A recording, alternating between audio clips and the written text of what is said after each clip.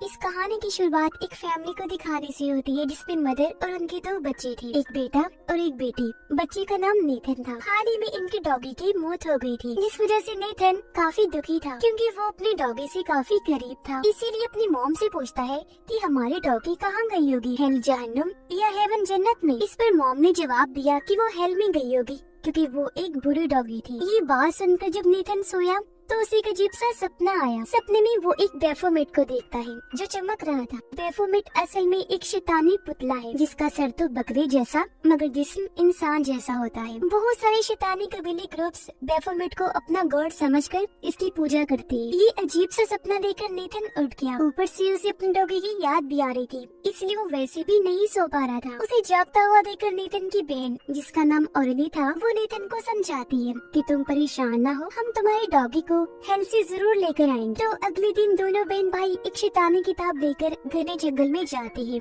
ये माना जाता था कि इस जंगल में हेल का एक दरवाजा है, यहाँ की जमीन खोदकर वहाँ तक पहुँचा जा सकता है। साथ ही लोग अपने प्यारे मरे हुए लोगों को मिलने भी आया करते थे। यहाँ औरली और नेथन लोगों की कई सारी चीजों को देखते हैं जो दरअसल उन लोगों की कुर्बानियाँ थी, यानी लोग अपने प्यारों को मिलने के लिए अपनी कीमती चीज कुर्बान कर दिया करती थी। इसलिए नेथन यहाँ अपनी डॉगी के गले का पट्टा कुर्बानी के तौर पर रख देता है। नेथन टॉयलेट करने साइड में गया जहाँ पेड़ के डंडे पर लिखा हुआ था कि एक बार जो इस जंगल में आता है वो यहाँ से बचकर वापस नहीं जाता क्योंकि ये एक कर्स्ड जंगल है। ये देखकर नेथन को अजीब लगा, इसलिए वो भागकर वापस औरली के पास आ गया और ये दोनों आगे बढ़ जाते हैं। उस जगह पर जाने लगी जहाँ इन्हें हेल के दरवाजे के लिए गड्ढा खोदना था और इस जगह का नाम एंट्रम होता है। ये जब उस जगह पर पहुँचे तो सारे रिलीजन मजहबों से जुड़ी चीजें और उनके गॉड्स बाहर निकाल देते हैं, जैसे हिंदू, मुस्लिम, ज्यूस, यहूदी, बुद्धिज्म और क्रिश्चियन से जुड़ी चीजें। फिर रस्सी से एक स्टार बनाते हैं जिसे जादू करने के लिए आमतौर पर बनाया जाता है और ये सब चीजें स्टार के पांचों कोनों में रख देती है। फिर उनसे दुआ करने लगी ताकि गॉड इन्हें डीमंस शैतानों से बचा के रखे। जिसके बाद वो अपने काम पर लगे, गड्ढा खोदना शुरू कर देती है। अब हेल तक पहुँचने के लिए इन्हें 5 लेवल्स तक जाना था, जिसके पहले लेवल का मतलब था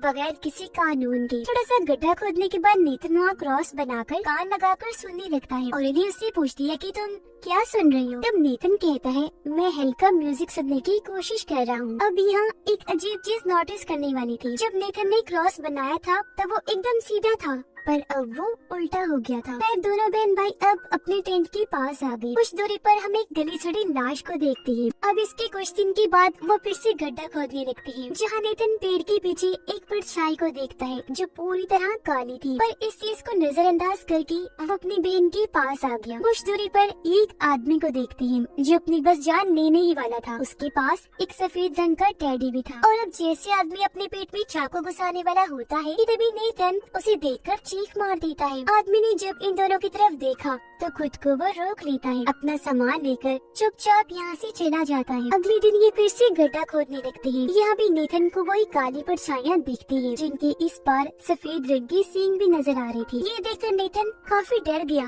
वो चिल्लाने लगता है। तब उसकी ऐसी हालत देखकर औरली फौरन उसे टैंक में ले आती है। यहाँ पता चला कि औरली नेथन को सिर्फ यह तसल्ली देने के लिए लाई थी। वो अपने साथ अपनी डॉगी का पट्टा भी लेकर आई थी ताकि नेथन को दिखा सके कि डॉगी ने हेल से अपना पट्टा भेजा है, जिसका मतलब था कि नेथन समझ जाए कि वो अब वापस कभी नहीं आ सकती और उसे थोड़ी तसल्ली हो, उसका दर्द कम हो सके। रात को सोने से पहले औरली नेथन को कहती है कि जाकर ब्रश कर लो, पर वो उसकी एक नहीं सुनता। इसलिए औरली वो शैतानी किताब निकाल कर नेथन को 3 सर वाला डॉग दिखाती है। बताने लगी कि ये हेल का गेट कीपर रखवाला है जिसे जंजीरों से बांधा गया है। इस 3 सर वाले डॉग की सूंघने की ताकत बहुत तेज है, इसलिए तुम अगर ब्रश नहीं करोगे तो वो स्मेल करके यहाँ आएगा और तुम्हें मार देगा, मार कर फिर खा जाएगा। ये सुनकर नेथन काफी डर गया और अब वो फौरन ब्रश करने चला जाता है।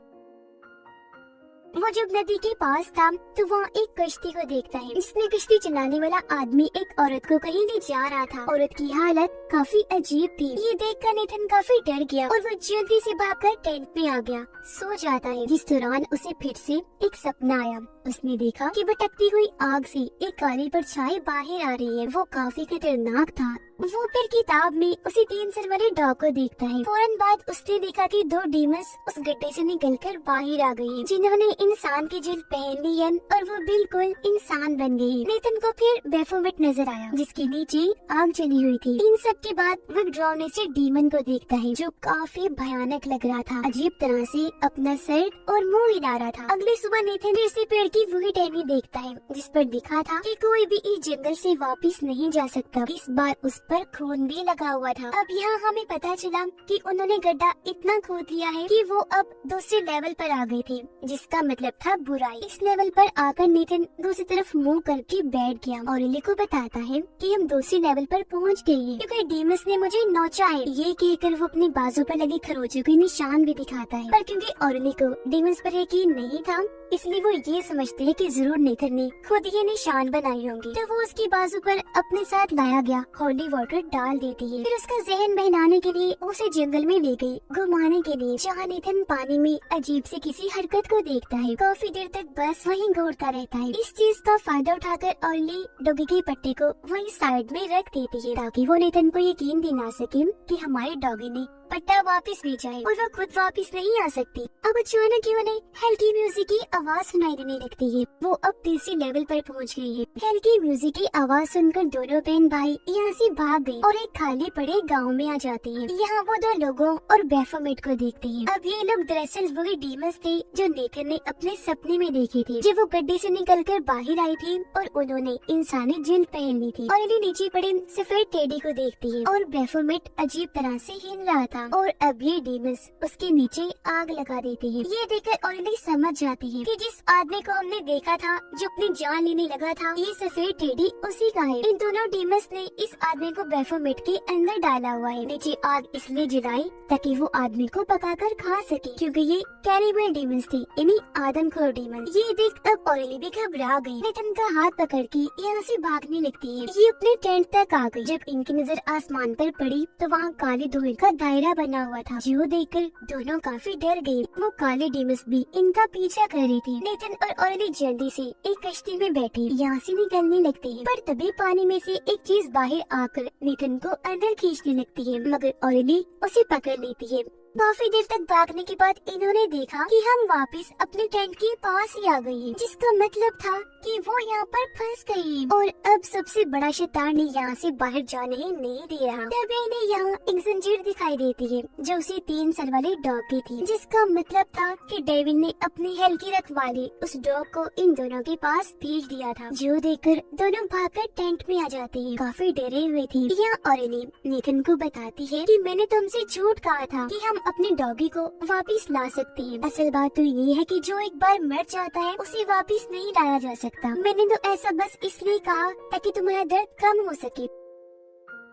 नेथन उसे कहता है कि मैं सबसे बड़े डीमन से मिला हूँ जो मुझे हमारे घर के पीछे ही दिखा था। उसने तो मुझे तभी बता दिया था कि तुम्हारी बहन तुम्हारे साथ एक चाल चलेगी, तुम्हारी डॉगी का पट्टा इस्तेमाल करके। जो सुनकर ऑरली काफी घबरा गई और तभी वो डीमन इन दोनों पर हमला कर देता है। ये दोनों भागकर एक पेड़ पर चढ़ गए। काफी देर तक उधर ही बैठी रही तो इनकी वहीं पर आग लग जाती है। साथ ही यहाँ हमें पता चला कि वो अब 4थे लेवल पर पहुँच गई है, जिसका मतलब था डर की ताकत। अब पास्ट माजी के एक सीन से हमें पता चला कि एक दिन उनकी डॉगी ने नेथन को काट लिया था, इसीलिए नेथन की मॉम ने उसे बुरा कहा था कि वो हेल में गई होगी। यही वजह है कि नेथन उसे ढूंढने के लिए यहाँ आया ताकि वो उसी हेल से वापस घर नहीं जा सके। अगली सुबह ऑरली और नेथन देखती है कि वो दोनों आदमी हमारे टेंट के पास खड़े हुए हैं। अब इससे पहले आदमियों की नजर उन पर पड़ती, दोनों छुप छुपा कर यहाँ से भागने की कोशिश करने लगती है, मगर आदमी जिन्हें देख चुकी थी फौरन ही शूट कर देती है। मगर जिस गोली से शूट किया गया था वो बेहोश करने वाली थी। दोनों आदमी उन्हें पिंजरे में ले जाकर बंद कर देते हैं। एक आदमी ऑरली को परेशान करने लगा, जो देखकर नेथन को बहुत बुरा लगा, इसलिए वो आदमी पर चिल्लाने लगता है। आदमी को गुस्सा आ गया, इसलिए वो उसे पिंजरे से बाहर निकालकर बेफोमेट में डाल देता है। नीचे उसने आग भी जला दी थी। ऑरेली को अपनी भाई की फिक्र होने लगी, इसलिए वो जोर जोर से पिंजरा हिलाकर उसे तोड़ देती है। गन लेकर दोनों को शूट कर देती है, जिसे वो मारेगी। जबकि नेथन बेफोमेट से बाहर निकल कर यहाँ से भाग जाता है और अब ऑरेली भी उसके पीछे पीछे भागने लगती है। यहाँ पता चला कि अब ये दोनों 5वें और आखिरी लेवल पर आ गए थे, जिसका मतलब था गहराई। अब नेथन बेफोमेट से तो बाहर आ गया था, मगर अब पूरी तरह से काला हो गया था। वो वहाँ बंद एक डॉग के पास जाता है, जिसे मदद की जरूरत थी। अब बेशक वो उसका डॉग नहीं था, लेकिन नेथन उसे आजाद कर देता है। पर तभी नेथन बड़ी अजीब तरह से देखने लगता है। उसके चेहरे पर अजीब तरह की शैतानी मुस्कुराहट थी। जिसके बाद हम एक ट्रायंगल को देखते हैं और इसकी फौरन बाद ऑरेली एक जगह पर भागते हुए नजर आती है, क्योंकि उसके पीछे बहुत सारे काले डीमंस पड़े हुए थे। ऑरेली जोर जोर से डीमंस पर चिल्ला रही थी। फिर गन लेकर टेंट में घुस जाती है। इसी बीच नेथन भी दिखाया गया, जिसके हाथ में जंजीर थी और वो टेंट की तरफ ही जा रहा था। इसी जंगल के एक घर में हम एक कपल को देखते हैं, जिनकी हालत बहुत खराब थी। जिसके बाद अब कोई उन्हें शूट करके ही जान से मार डालता है और उनके हाथ में हम एक सेब देखते हैं। फौरन बाद ही डेविल दिखाया गया, जो बहुत बदसूरत खौफनाक था। पेड़ पर लिखी गई वो बात सच थी कि जो भी इस जंगल में आएगा वो यहाँ से बचकर वापस नहीं जा सकता। अब नेथन तो डीमन बन गया था। जब भी वो काला होकर बाहर आया और उसके चेहरे पर अजीब तरह की शैतानी मुस्कुराहट थी, जबकि उसकी बहन ऑरेली को तो डेविल अब खुद ही मार देगा। अब हेल तक जाने के 5 लेवल इसलिए बनाए गए थे कि तुम जितने गहराई में जाते रहोगे, मौत उतनी ही तुम्हारे पास आती रहेगी। ट्रायंगल का मतलब इस फिल्म में ये था कि डेविल ने उन्हें अब इस तरह ट्रायंगल में फंसा लिया था